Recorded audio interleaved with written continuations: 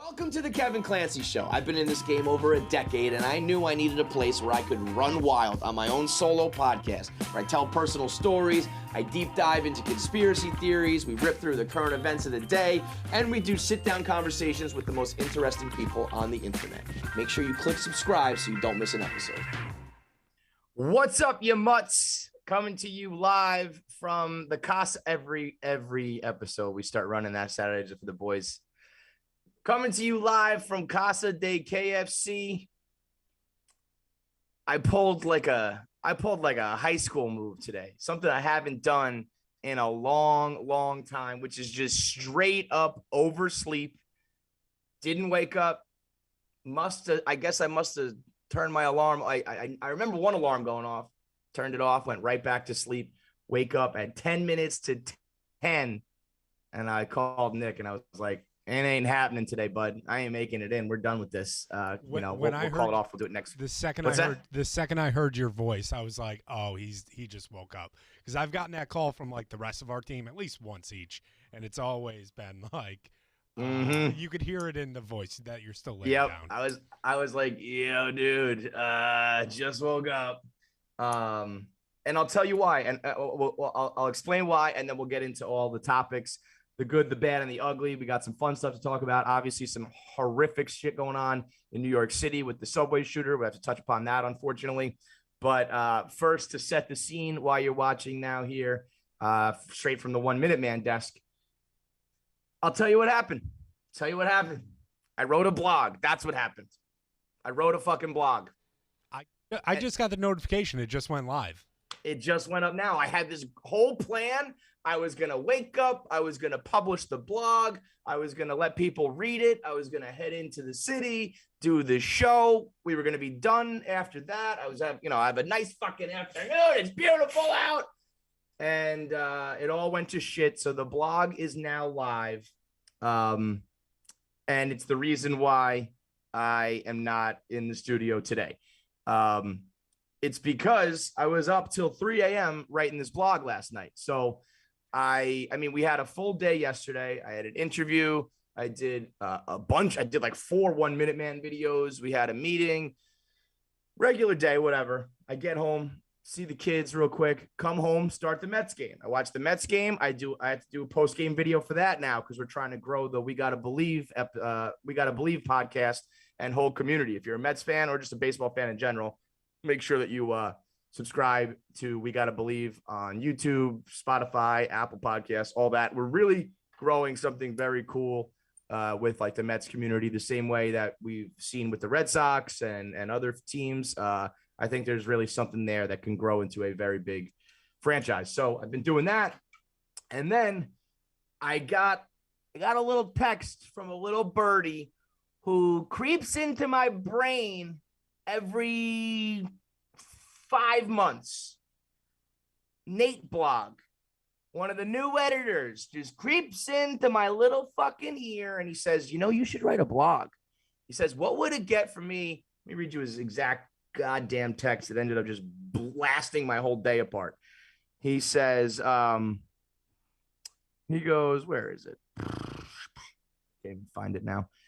But he basically said, what would it take for you to write? He goes, here it is.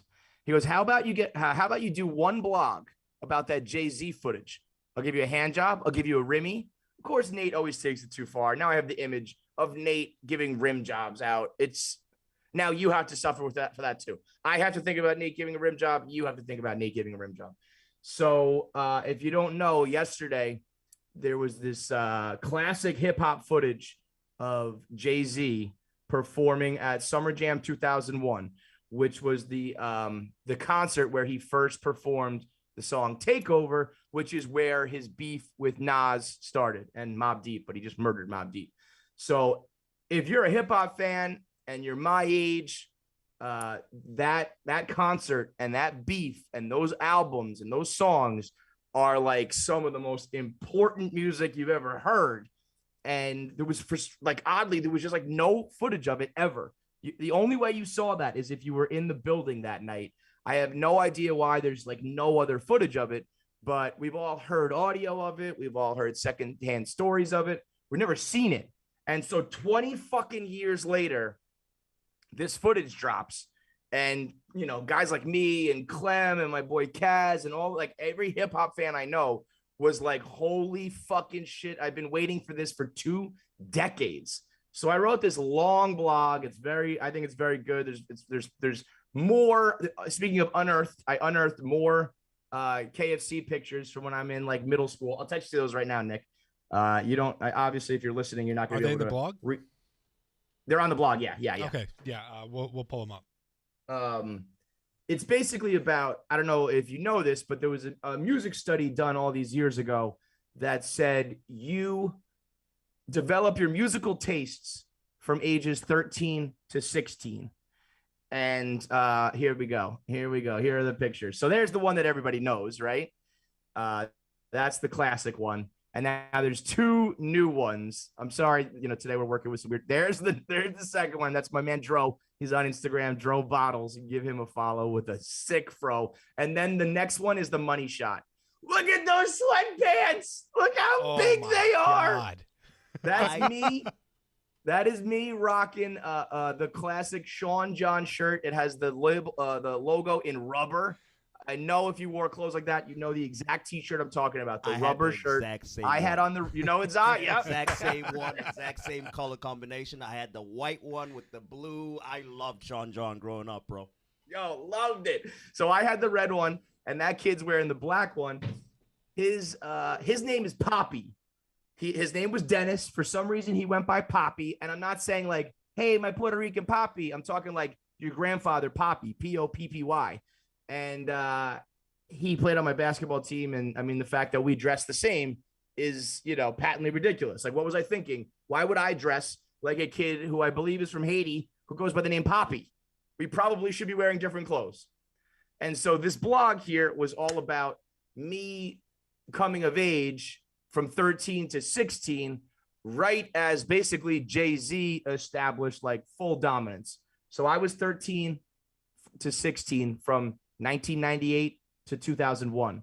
And that's when Jay-Z dropped Volume 2 and Volume 3 and the Dynasty album and then the Blueprint. Like that 4-album run that really solidified him as the commercial, like greatest rapper of all time. And then I think the Blueprint was really the one album, of course, Reasonable Doubt, but the one album that really like solidified him in the Hall of Fame. So it's this long, probably self-serving, I wrote it more for myself than anybody, type blog about like me I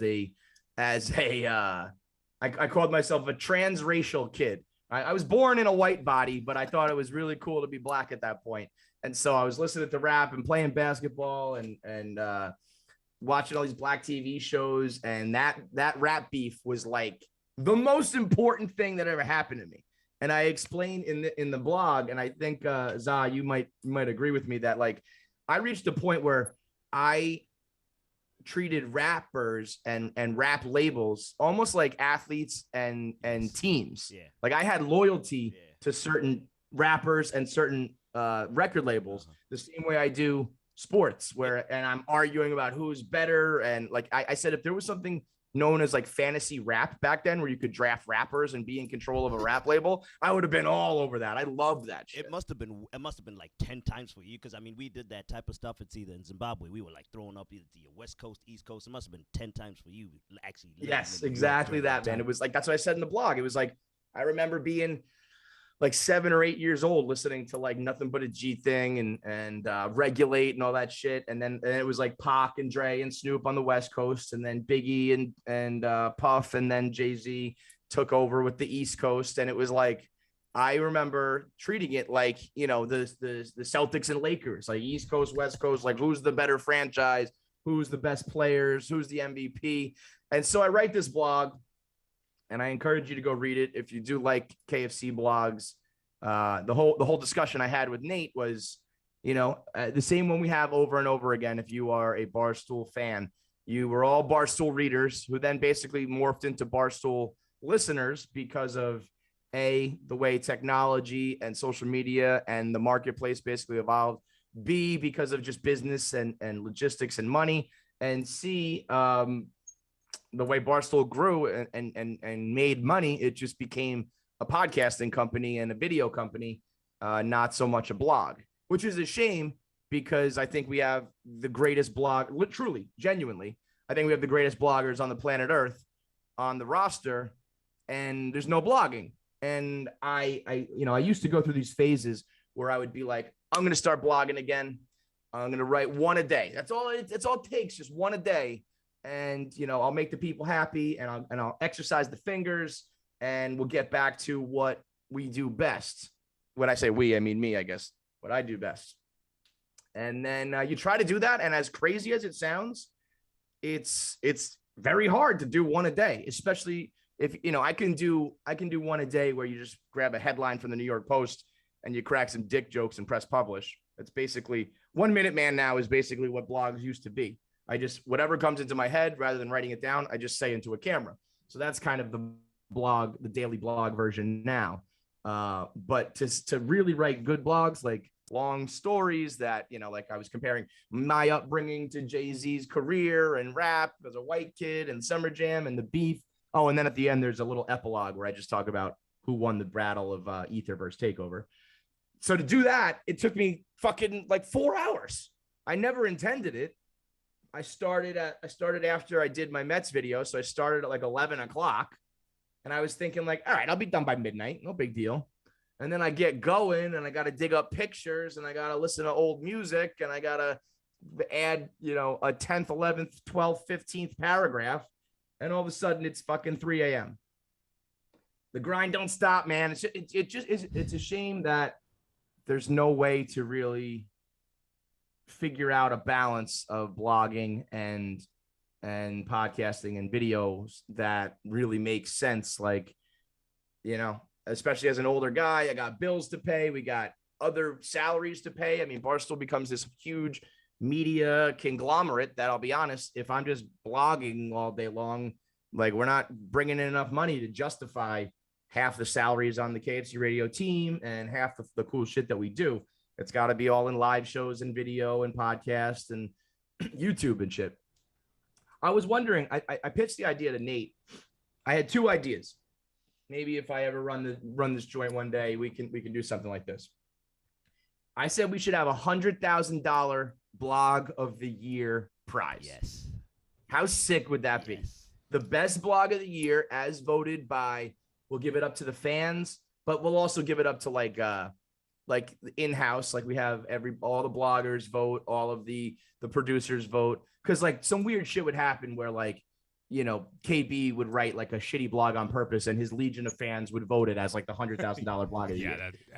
That's absolutely 100%. You gotta do it Which like, would, like how the elections are, where it's like the people and also, but like the people's votes go towards like specific things, like kind of weight the votes a little bit. Like in-house is more than like the audience, essentially. Yeah, it would be the popular vote, and then like in-house would be like the electoral college, which is really the one that everyone really likes how we do that as it is. So I think like that'd be good. Yeah. That'd be good. So I mean, think about it, man. $100,000 is a lot of juice for everybody. That's a number that for all the people who are still blogging is still a big number. And at the end of the day, it's a drop in the bucket for this whole enterprise. But what it would do would be, it would like galvanize everyone to become a writer again. Because every time there's a really good topic that inspires you, like, all right, I'll take a couple hours out of my day right now to write this blog. And who knows, maybe I'll be in the running for 100K at the end of the year.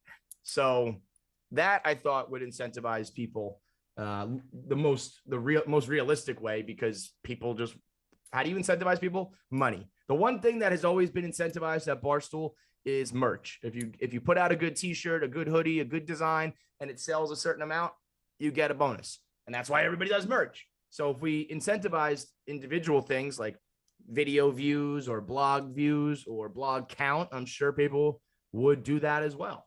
So the $100,000 blog idea is the one. The other one, I wanted to invent written promo codes, meaning the only place you see my promo code is at the very end of my blog. So that's the only way you're going to stumble upon it.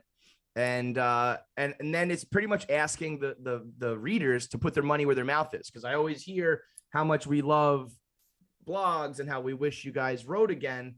But at the end of the day, like the numbers from just views on a website don't really generate enough money to do what we're trying to do here at Barstool. But if we did like DR conversions every time you bought your razors, every time you bought some clothes, every time you bought stamps and this and that and underwear and all the things that we sell via podcast, if you used a blog promo code, we could make enough money to, maybe theoretically, if all of a sudden those DR companies were getting enough conversions on their products and services from the written blog, they don't give a shit whether it's audio, video, or writing, but it would require basically all the readers to say, my role here, if I want to read Barstool blogs, is when I go buy all this shit, I will make sure I always use the Barstool blogger roster of companies. And that way it becomes profitable enough that we can do it. So those are the two things I think, you either got to incentivize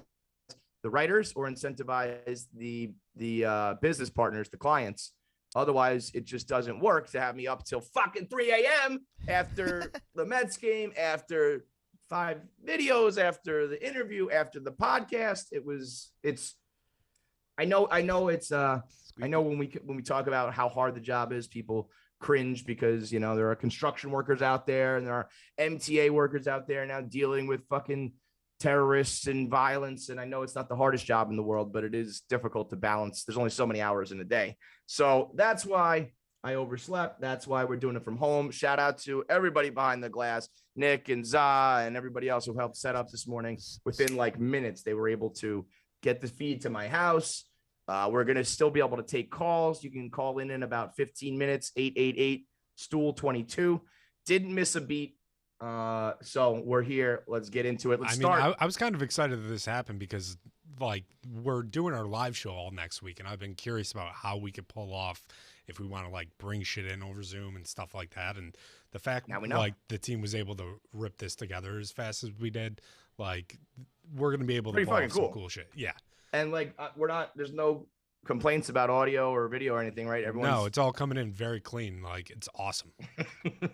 It's crazy, man. I mean, this kind of happened with the pandemic where Barstool was, up and running everywhere, everybody at home, like, 100 content makers, all their producers and all the technical shit from Sirius to blogs to podcasts. We were doing it like right away. It's crazy what technology and like the right producers can do. So good on you. And I guess, it's a little test run for our week. Next week we'll be in Nashville, the KFC radio team in Nashville for the comedy festival. We have a live show Thursday night. So we said, fuck it. Let's go down for the whole week.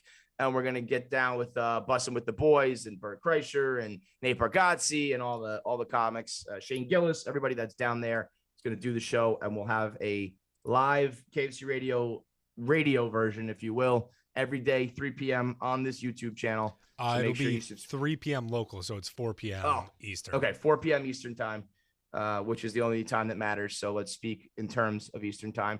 4 p.m. It started getting very confusing when I was like talking to the vendors, and I switched to Central because when I know, I get it. You obviously got to speak. Yeah, when I time where you are, but it got like because I thought Nashville was the last like Eastern time zone, Eastern spot. So I almost fucked up a lot of shit, and then finally MB was like, "No, I went to college there. It's Central." And I'm like, I don't know who told me it was Eastern, but I was very. You know convinced. What I learned the other day? Did you know that there's a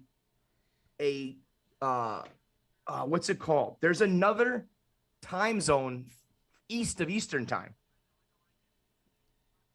Wait, what? Yeah.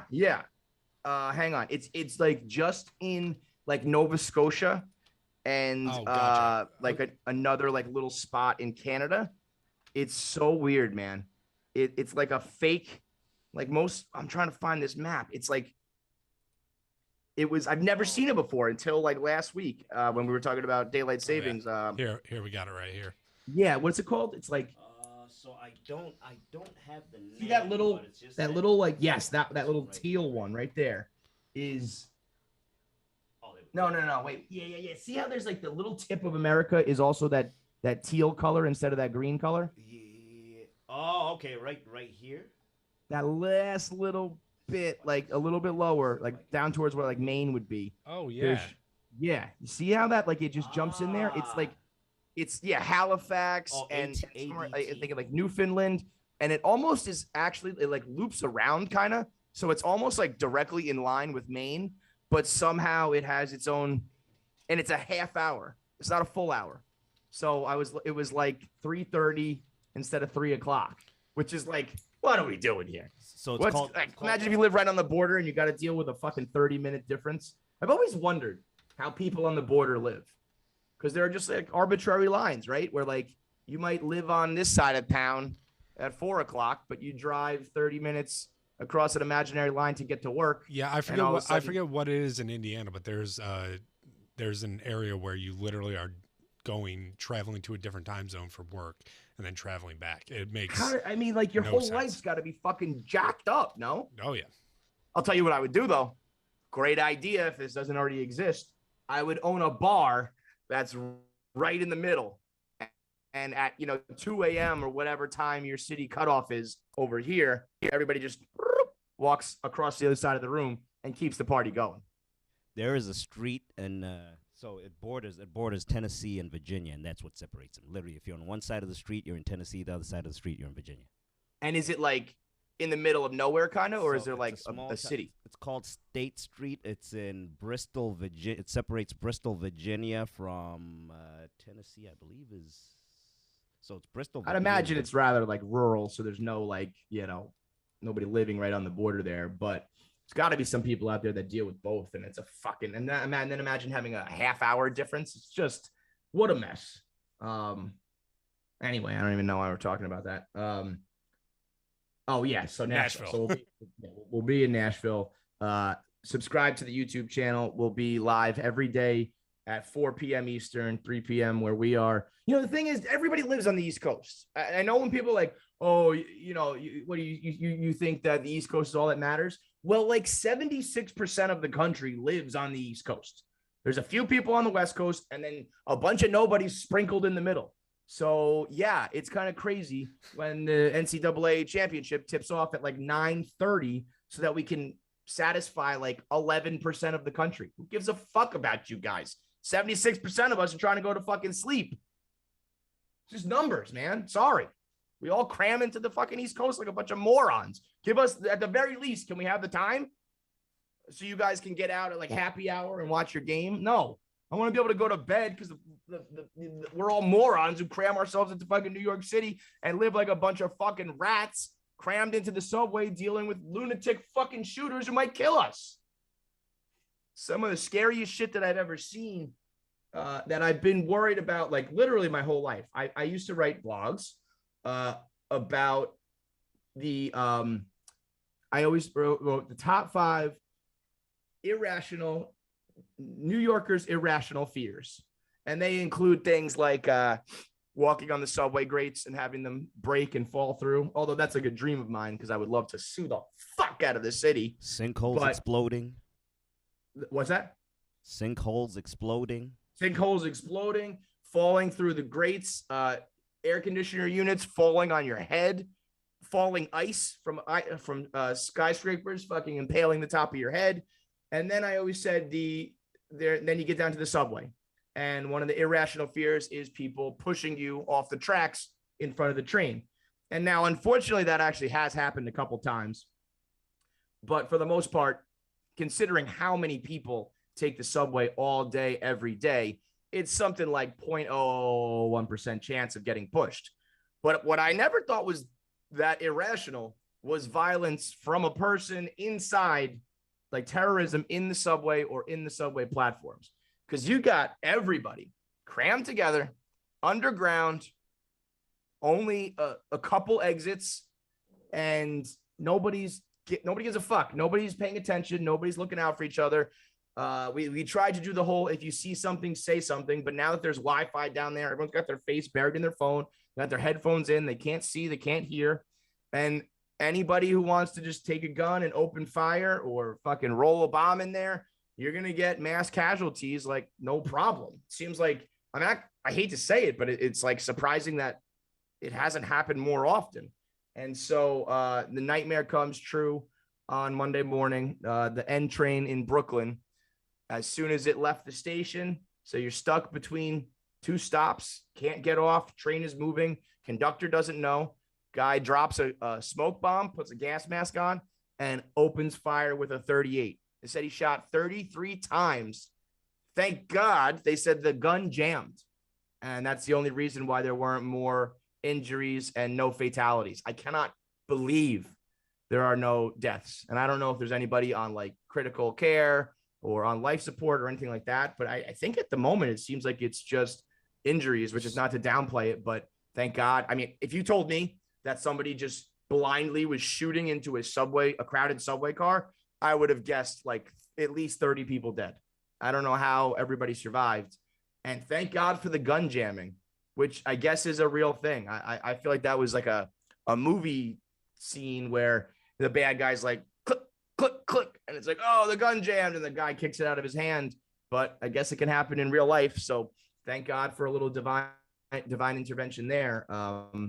But it really is, if you've ever ridden the subway, you know, it's a weird experience because it's a strange thing that we do. We all hop underground, jump into this high-speed tunnel that was built 120 years ago, and we zip all over town with hundreds of people.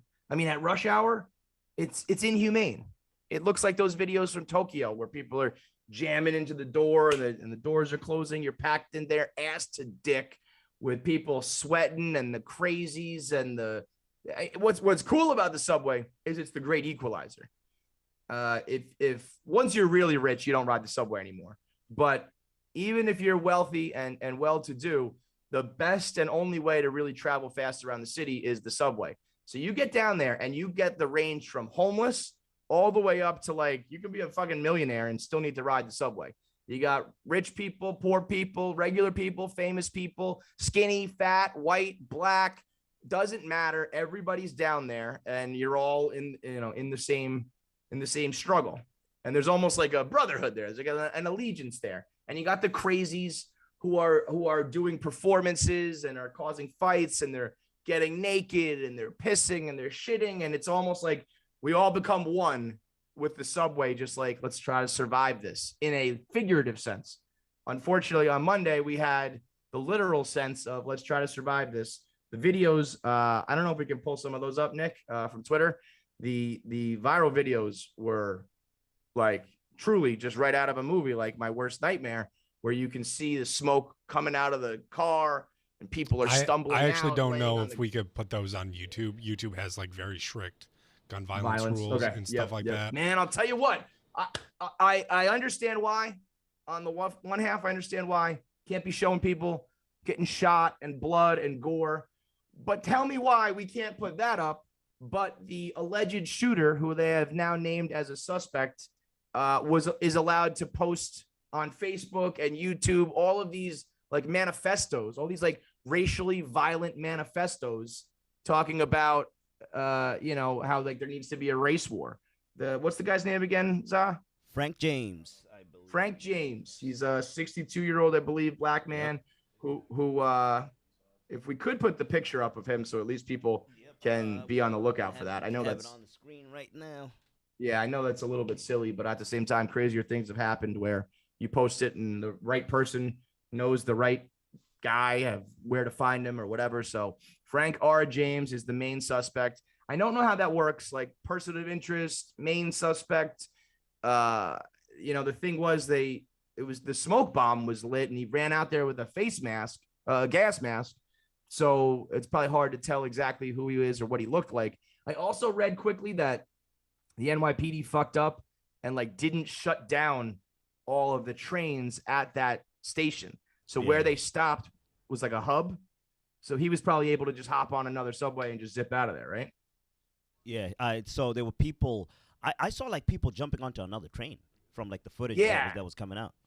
Yeah. So like, I mean, somebody said to me the other day, like, how could they not have stopped him? And it's like, how could they have stopped him? There's smoke everywhere. Nobody knows who the suspect is. Another train pulls up. And again, it's just like the movie. You just fucking hop on, doors close, and you're gone. I mean, I'm sure it should have looked a little suspicious, but you could have acted like you were a victim or whatever. And next thing you know, you're 10 stops away and you walk away scot-free.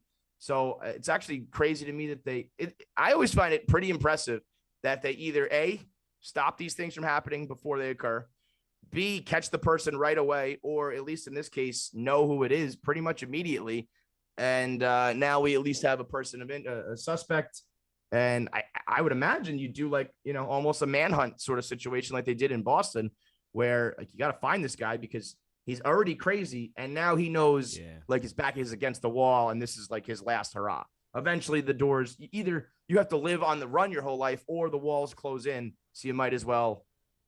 I mean, I don't even want to say it, but it's just like guys like that who are crazy are probably not going to stop doing things like this. So got to find them as quick as possible. So be on the lookout for Frank R. James, who is clearly crazy and has been posting crazy, like violent, inciting, racially charged rants and manifestos on all sorts of platforms for years now.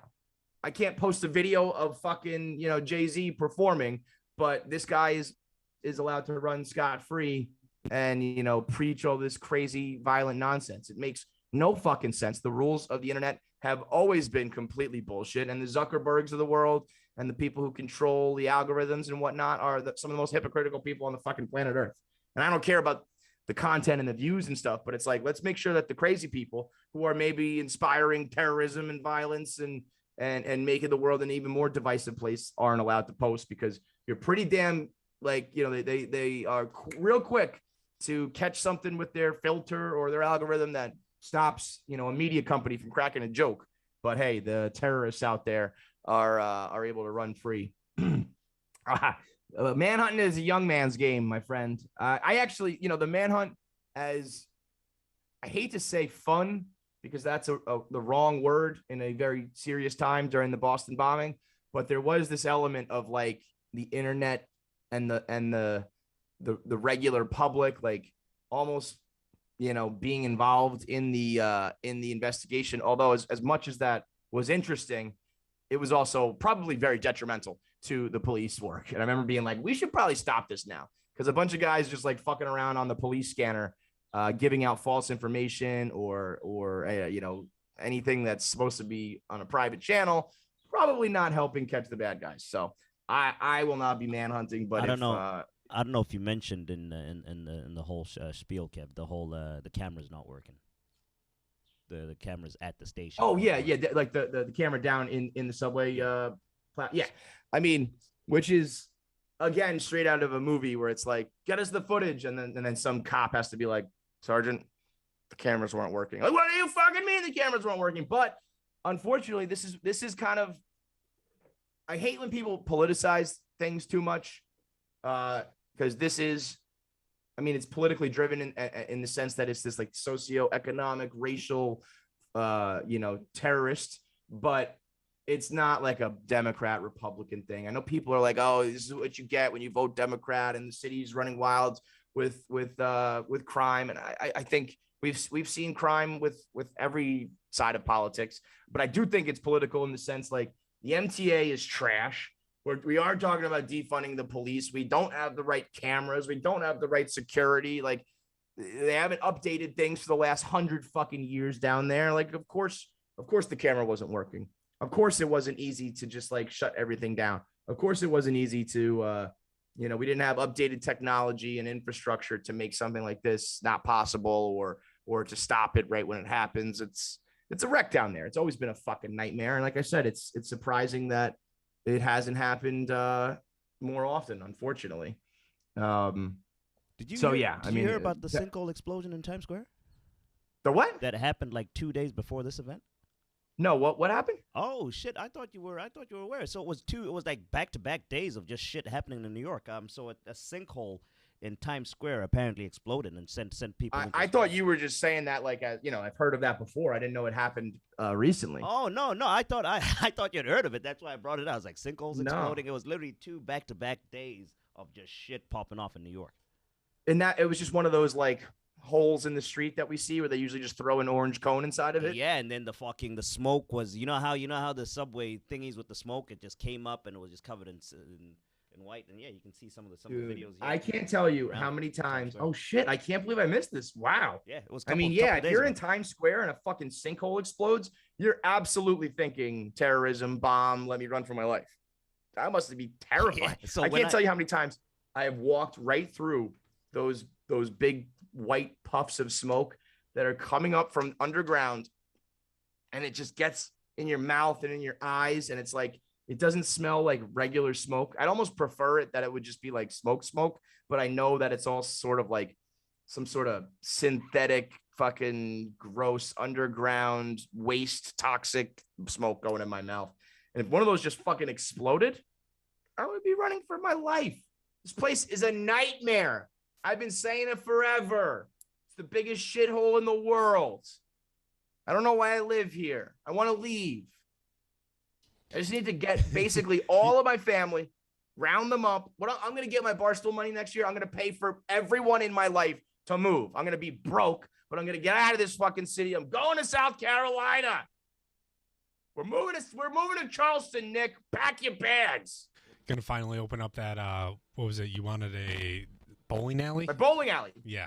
Yes. I've actually decided that I kind of have to put my money where my mouth is on this one. And I don't know if I'm going to do it in the Caribbean because you know me. You've seen my map with the X's. I'm a good old US of A kind of guy. But I've been talking about building this bowling alley for years. I kind of got to do it. But the key really is being on the beach. So I at least got to go to like Florida or maybe South Carolina has the beaches, right? It's a bowling alley in the Caribbean where it has a roof. So if it rains, you're okay, but it's all open air. Otherwise, it's like on the beach facing the water. So you can watch the waves crash and everything, but you're on a regular bowling alley. There's music, there's booze. It's a party. The bowling alleys, the bowling balls are painted to look like coconuts. And the bowling pins are painted to coconuts and limes. And the bowling pins are painted to look like Corona bottles and beer bottles or whatever beer sponsor wants to get down with us. And you're bowling and it's Corona and lime and it's on the beach at night. It's a party during the day. It's family fun. It's an amazing idea. It would be a great fucking place. And I feel like I have to do it. I've been talking about it for so many years. But opening up stupid businesses like that, that's like rich money. So I need to like make a little bit more before I just go pumping dollars into a money pit in the Bahamas, okay? Real quickly, let me rattle through the New York Post headlines of the day. At this point, I think the New York Post is back. Blog KFC is back. The New York Post is back. It's like we're living in 2010 again, folks. The New York Post has heard, they've heard my cries, and they are just churning out smut again. So let me run through the 4 headlines of the day, of the week, and then we can take your calls. It could be about Jay-Z. It could be about Cam Newton's comments about how women need to be quiet and listen to men. It could be about the potential Kim Kardashian sex tape. But let me get through these topics first. Utah woman blames fatal hit and run on uncontrollable defecation. Now, I usually don't like to do stories. There's kind of a Barstool code that I don't like to do stories when there are fatalities involved, especially here in America. These 2 guys from Utah, unfortunately, were killed. But this chick, Julie Ann Budge, 47, said that she had irritable bowel syndrome, which causes her to defecate on herself without warning. She said she took a shit in the car, which caused her to swerve and hit these 2 guys. Now, this person is an absolute scumbag, and at the very least, vehicular manslaughter, if not murderer. And she's a hit and run fucking trash bag who should have at least stopped and tried to help and face the music. But I've also never seen the uncontrollable defecation argument. And I want to know the legal precedent for that. Because if you truly are, and if you could prove with some dirty underwear that you were uncontrollably shitting yourself, that's almost like temporary insanity. Where it's like, I was out of my mind, Your Honor. I didn't even know what was going on. All I was focused on was the shit coming out of my pants. I mean, you could be in a fight for your life. You could have a gun to your head. You could be in the subway. You could be in the most important meetings in your life, the most important business occurrence ever, whatever it is, the stakes could be the highest. If you start shitting yourself, nothing else matters. The only thing that you're worried about in that moment is I am currently pooping in my pants, because that is a social life ruiner. I know a guy who shit his pants at the prom. And guess what? We talk about every single day of his life, how he shit his pants at the prom. We're almost 40 years old. And it's now, hey man, remember that time you shit yourself at the prom? It's pretty much impossible to overcome. So you're shitting in the car. You're probably thinking to yourself, like, what? I'm a grown adult. I can't stop pooping. What's going on? You're out of control. I'm throwing her in jail. Don't get me wrong. But I do want to know, where's the line? You can't kill anybody because you shit your pants. But if I injured someone, if I damaged property, what other crimes can occur where I could say, Your Honor, uncontrollable defecation, and they would go, cleared of all charges. I mean, we talk about it all the time where, like, speeding tickets, that's like the best way to get out of it. Like, just shit yourself. Just push. Imagine that if you could shit on command from the time that the officer is running your plates, because it takes a while, before they walk up to the car. If you roll down the window and it just smells like shit, and you're like, dude, I was trying to make it home and you stopped me, and now I shit my pants. They've got to be like, okay, well, you earned it. Either it happened and it's true, or at the very least, you were able to shit yourself on command right here, right now, in order to get out of this ticket. So you got to labor your breathing in the middle of talking too. Like, I was. Yeah. Yeah. Give them that. Really sell it. Really sell it. Yep. All right. So there's that one. Electric shock to your penis may cure premature ejaculation, says a study. Doctors in Lebanon were able to help one man last 7 times longer in bed after undergoing electrocurrent therapy. They run an electrical current through a man's penis to stimulate his dorsal penile nerve, one of the nerves that gathers the movement and sensation information in the penis. This is a guy who usually climaxed after just 40 seconds of sex. After being in a relationship for over 1.5 years and attempting to pleasure his girlfriend at least 2 times a week, he sought out medical attention. He would go get treated with 30 minutes of continuous current 3 times a week. And I guess 7 times 40 seconds, he was able to have sex for 3.9 minutes. 15 months after the treatment, he lasted 4.9 minutes, which is the average 15 man. Months? The average man lasts between 5 and 7 minutes. So this, after months and months and months of getting his dick shocked, he was able to hit that 5-minute mark.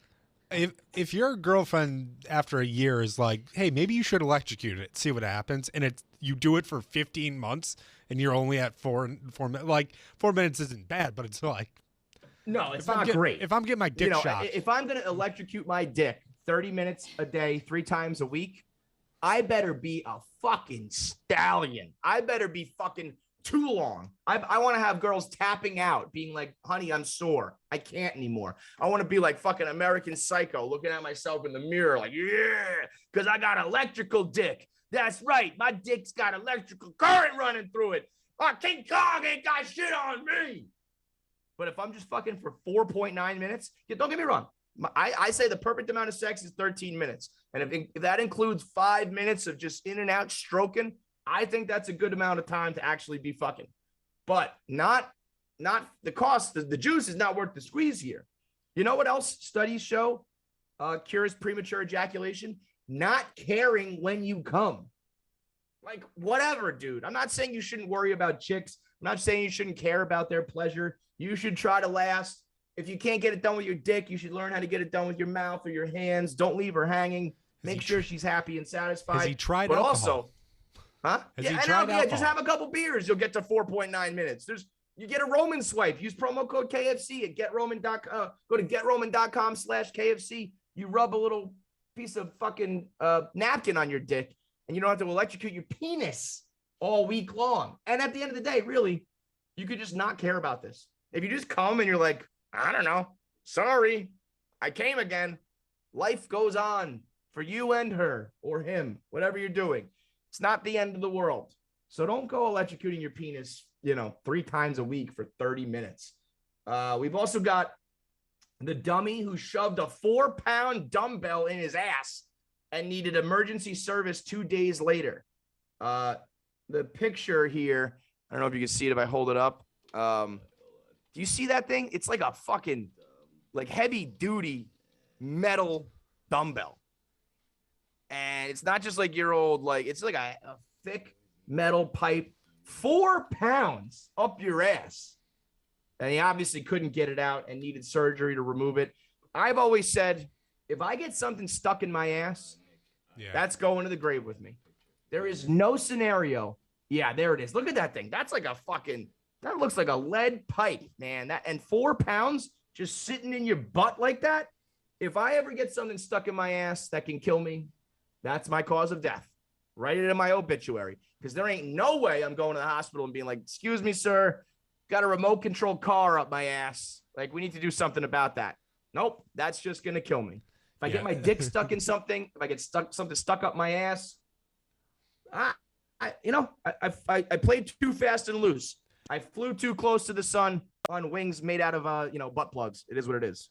I feel like you would do one last podcast episode though and be like, all right, so I'm tapping out. You would get the fucking numbers through the roof, and then I would be live like, stream the funeral of people having to spin the eulogy. Oh my God, imagine that. Be like one last podcast with a whole bunch of stuff shoved up my ass. Let's do it. We've got the last one here. Man almost loses his penis after matted pubic hair cuts off circulation. An Australian man nearly lost part of his penis after a pubic hair ensnared the tip and cut off circulation like a grotesque garret. I don't know how to say that word. It was an erosion of the urethra.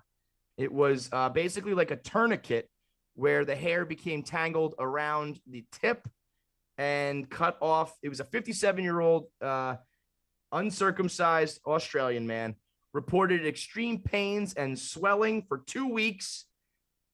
They didn't notice the culprit somehow because they didn't check under the hood. All the more reason to make sure that you're circumcised, folks, because underneath the skin might be a fucking tourniquet of hair cutting off the circulation at the tip of your penis where you almost lose your head. 2 weeks of that. Weeks of blood just filling up in your dick. Oh my God.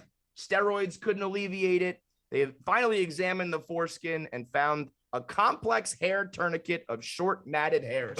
Also go to manscaped.com, use promo code KFC, get 20% off. Make sure your shit is tight and trim. Make sure you chop the tip of your dick off, and then make sure you keep your hair trim, and you won't run into this fucking problem. Yeah, that lawnmower 4.0 will fix all of this. That's what's up right there. Let's take some calls. Do we have any on the line already? Let me see. Yes, sir. You got them, or you want me to? You got them? No, I got it. Let's go to Rob in Canada. What do you got for me, Rob? What's up, KFC? How are you, brother? Good, man. How are you? I'm good, thanks. Again, I want to say Zaw is a fucking legend. I fucking love that man. He's the best person at Barstool. Cosign. But you're talking about censoring before. Mm-hmm. And has anybody at Barstool heard about the convoy in Canada? The Freedom Convoy? Was that like the truckers stopping everything at the border? Is that Yeah. what you're talking about? Yeah. A little bit, but not a lot. So everybody down or up here has been censored. You cannot share a single thing about it. It's like a North Korea up here now. Really? So like if you just post word, if you post on your Twitter, your Instagram, whatever, it gets shut down? Yes, sir. I got just getting off a ban on Facebook. I can't post on Twitter, nothing. Now, is that Canada, or like if I post about it, will I get banned? I hope not, but yeah, that's what I don't know. It's like I wonder if they can use their algorithm. They probably can, and be like, if you're in these countries, you can talk about it because whatever. But if you're from, your IP address or whatever is in this country, you can't talk about it. It's fucked, man. I mean, and it's one. I mean, I know that it presents a lot of problems. I'm not going to speak on it because I don't know the full extent, but it is one of the more like it's nonviolent and it creates issues for sure. But it's like we can't talk about these trucks. It's kind of fucking wild to me. Well, it was the largest protest in national history with no violence. Right. And then they came in with the army and they beat the shit out of people. I mean, you just go online, you can find so many YouTube videos of, like, there was even an old lady in a walking, not a walking chair, but like a wheelchair. Yeah. That got trampled by a horse. And dude, and you know what? That's what really goes to show at the end of the day, what they really care about is just like money and the economy and trade, because that's what this does. It's a very effective protest, right? Again, I don't know all the details. I don't want to speak out of school on it, but I can understand the idea that, you know, you stop the highways and the infrastructure and you stop the trucking and the deliveries and all that shit. And it's going to hit your wallet. It's going to hurt your bottom dollar. And that's where they swoop in. They don't care about violence. They don't care about looting. They don't care about those protests. But the minute that you actually come up with some smart shit that hits them where it hurts, next thing you know, they arrive with the army and you can't talk about it at all. I don't know. It kind of makes perfect sense. Before we are cut short today because I fucking overslept like a high schooler. But we'll get to one last call. You can still call in if you want. We got like 10 more minutes. It's 888-STOOL-22. But if we don't, I do have to rant. I found myself, fellas, mad online. I found myself angry on the timeline yesterday, which is something I've been trying not to be in my older age, because it's just a waste of time. But yesterday I posted a 1 minute, man, about there's a chance that there's a second Kim Kardashian sex tape. And on the premiere episode of their new reality show, Kim was on the phone with her lawyers being like, if anybody tries to release that sex tape of me, I'm going to burn them to the fucking ground, which is fucking funny because it's like first time it happened to her, she was, you know, just like a socialite, and she kind of got, you know, obviously it launched her career, but also she had no way or means to stop it. Now, as like the most powerful woman in the world, somebody tries to release an illegal video of her. You better believe if they do it, you know, you're going down with her. Like, she will fucking end you with the money, time, resources, and connection that she has. Also, like, it just confirms what we already knew, because if you've made one sex tape, you've made more. And that just means there's other Kim K sex tapes out there where she's probably all like fucking rocked on ecstasy, banging Ray J and whoever else. Because if she was that ready to go to war, then, you know, the sex tape probably exists. So I posted that video. It is what it is. Kim K and pop culture news like that just crushes on the internet, does so many views. It's so good for business. And then I get flooded with the same old people who say, who cares? It's my least favorite phrase on the internet. And it's a phrase that is completely misused the same way that people use troll incorrectly. If you say something they disagree with, you're a troll. No, it's not the right way to use that word. It's when people say bad take on something that's not even really a take. Like, I just spoke a fact that you might not like. You tell me it's a bad take. No, it's not a take. You just are not happy about what I'm saying. And now, who cares is the big one that drives me crazy. What you're saying is, I don't care, not who cares. Put some ownership on what you fucking care about and don't care about, and complain that way. Don't put it on me. Don't put it on the rest of the world that what's popular is something you don't like. It's not my fault that the videos that the people want to see is something you don't enjoy. Why don't you tell it like it is? Say, I don't care. Because the question of who cares, if you really want me to be fucking real about it, everybody. Like, so many goddamn people care about celebrity gossip and relationships and sex and salacious, juicy details. You're the same motherfuckers who are always yelling at me about cheating on my wife. You're the same ones who are all up in my business, all up in my salacious, juicy drama. And you're telling me who cares about the people who are actually famous when this shit goes on? Hypocritical motherfuckers is what you are. Who cares? The answer is everybody. By every major metric, when I talk about pop culture, music, reality TV, sex, regular TV shows, actors, entertainers, basically anything that's not sports and politics, the music, the views and the popularity goes through the roof. The views, the money, the interaction, everything. The largest metric on the internet, which is what we're on right now on social media, where we're arguing, say that tons and tons of people care about it. And I just love the idea that sports is what we care about. That's okay, but everything else is how could you're trash, you're a child, you're immature. Why do you care about this? I don't know. Why do I care about who can hit a ball with a stick the furthest? Why do I care who can run the fastest and jump the highest and throw a ball through a ring? Why do I care who can run a piece of leather over an imaginary line to score arbitrary imaginary points? Rooting for sports irrationally is like the dumbest thing that we do. And there's a reason why when I do videos about sports, they don't perform, because there's a lot less people out there who really are into sports the same way that they're into entertainment and television and Hollywood and shit. Everybody with you look at the top followed people on the internet, you're going to get the Ronaldos of the world, but the rest are all like just people, celebrities. We care about celebrities. They're the people we want to be. We're jealous of their lives. We want to live vicariously through them. We want to know the details of their lives, because at the end of the day, we're all just fucking gossipers. And you think you're above it because you watch sports, or your version of celebrity. Your gossip is just different. Your gossip is over here where people are athletic, or over here where you care about bloggers and their marriages and all that shit. Don't tell me who cares. I'll tell you who cares. I've been doing it forever. I know who cares about what. And I'll tell you, when I do sports shit, nobody cares. When we talk about politics, when we just rant like morons, banging a head against the wall, yapping about, I'm not talking about like the actual issues of the government and economy and society. I'm talking about being the morons on Twitter and on Instagram, posting memes about Trump and MAGA and Biden and all that shit, January 6th. That shit, nobody cares about that. It's all just morons gossiping about which families they like the most. You like the Kardashians, you like the Clintons, you like the Trumps. It's all the same shit. Don't tell me who cares. Tell me I don't care. And that I can understand. Plenty of people don't care, but plenty of people do. So don't be obtuse about it. Don't be a moron who acts like you know what the entire world likes and doesn't like. It's had to get that off my chest. Because at the end of the day, my point is that all of our interests on the internet are garbage.